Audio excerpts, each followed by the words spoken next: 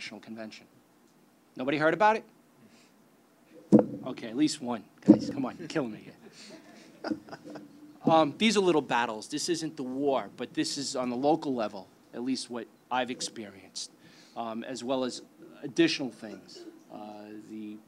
Even before the gas attack on the New York City subway system. Things that sort of are in the back door. You know, are we winning? I don't think in the long run, there'll ever be a winner or a loser. The fact of the matter is that we've thwarted some attacks, and thus we've saved lives, and that's the important thing. So far, many will argue against this comment that, you know, all right, we haven't been attacked in so many years, but we have thwarted local attacks. So yeah, we are winning on the local level, at least on these little battles. The war is left up on the national level. So I don't think it's a total failure, this global war on terrorism. At least in our local community, we're doing everything we can to go ahead and fight this war, and we've been successful in some battles. So I would tend to disagree with the statement that it's an absolute failure. Okay, let's take 10 minutes of questioning from the floor. Yeah. From my perspective, I see a lot of journalists and a lot of lawyers defining what is victory and, you know, what is required for intelligence. And to be honest, if you're a lawyer or you're a journalist, you really aren't an intelligence officer or professional, so you really don't have any business at all evaluating other people's professions. That's one thing. The other thing when it comes to the Patriot Act is that before, I forget the gentleman all the way on the right was saying how it doesn't work, it doesn't function, and we keep bashing it all the time. And I always hear about like people talking about the libraries, how they're able to access public libraries, how the government can access public libraries, and that's somehow a violation of our privacy. I never hear people talk about the provisions that I believe exist in there. I haven't been able to find the exact verbiage exactly, that open up new avenues for agencies to cooperate with each other. Because part of what happened on September 11th is the FBI, the CIA, and some of the different intelligence agencies didn't cooperate with each other. And the Patriot Act, along with some other legislation, brought down a lot of those barriers. And nobody ever wants to focus in on those aspects of the Patriot Act or anything else the government has done to make these bureaucracies more effective and more cooperative with each other.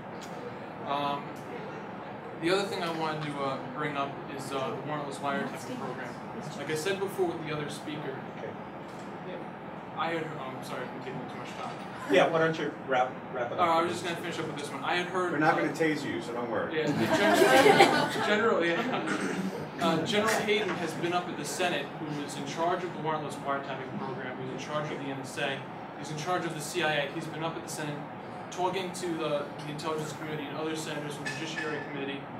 When he was when his confirmation hearing for the CIA came up, they had a whole list of dozens upon dozens of times that he's been up there talking about the warrantless wiretapping program, bringing senators to the NSA headquarters in Fort Meade, and there's complete oversight in the idea that the NSA is just out there like, you know, like they're the evil boogeyman, tapping everybody's cell phone, everybody's phone, listening to you talk to your grandma, and that's, I mean, from what I understand, it's complete nonsense. This is a foreign intelligence agency under the Department of Defense, and their main purpose is to surveil foreign assets. And it's not their fault when an American citizen who's acting out of complete treason calls a foreign country, talks to a terrorist, and they hear him over the other side of the phone. It's like, oh, you should have a warrant for that? That guy called another country that's being surveilled by the NSA. I just think there's a very biased approach to analyzing the warrantless wiretapping program. Okay, thank you.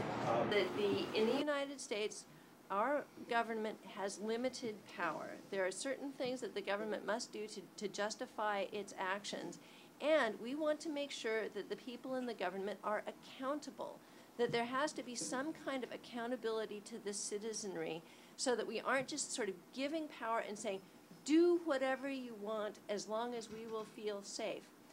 And there are vivid examples of how this could not work. You know, the Japanese Americans during World War II, thousands of American citizens lost their homes, they lost their livelihoods, they were moved for nothing because the courts refused to look at the justification for this.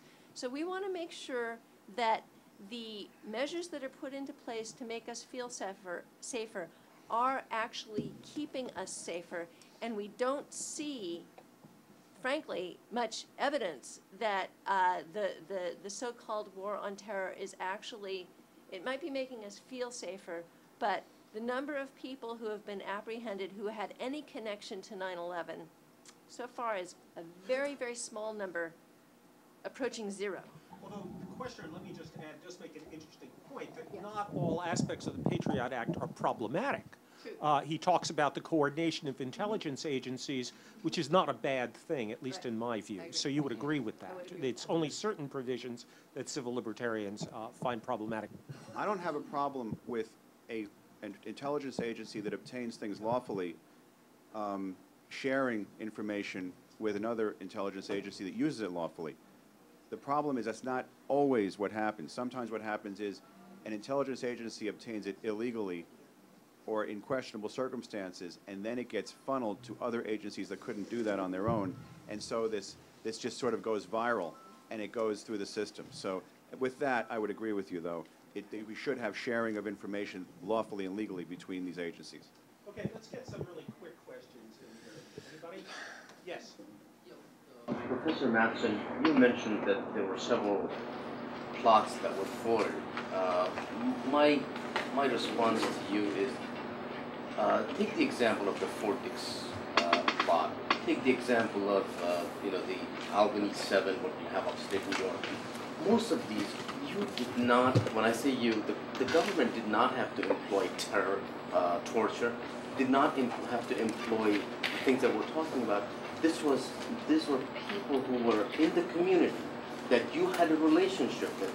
They were able to pick up the phone, have confidence in you, and they helped you. So to say that a policy of torture is going to lead to security, it's out of line. I mean, you need the communities to support you, and that's what you have. And I think we're forgetting this.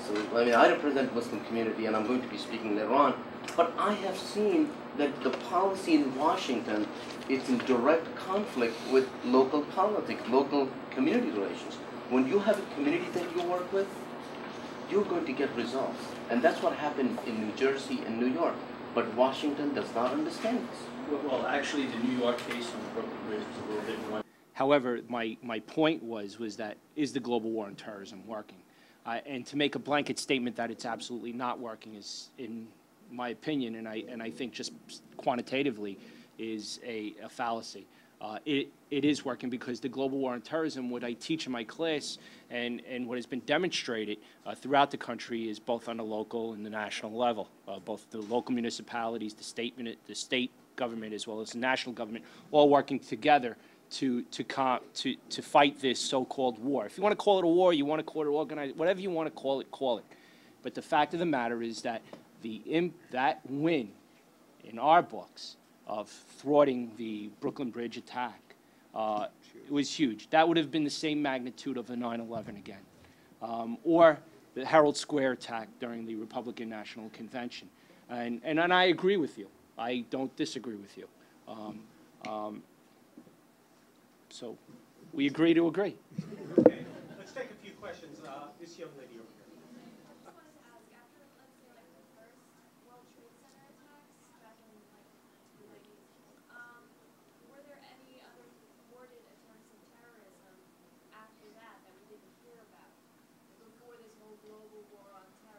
The Bojanka plot.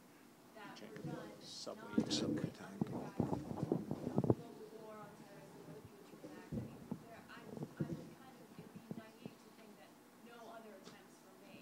Actually, I cover this in one of my classes about how terrorism's actually been around, and I only, I really only focus in the local area. I mean, you could go terrorism during the FALN, the Weather Underground. We've been experiencing bombings in New York City since the 1920s with the first horse-drawn carriage in Wall Street at St. Francis Tavern.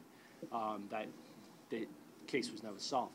But the fact of the matter is, yes, there's been cases to acts of terrorism that were thwarted. There were acts of terrorism that were committed, but not so much under the guise as a secret scientific cell that nobody knows about or that I'm not privy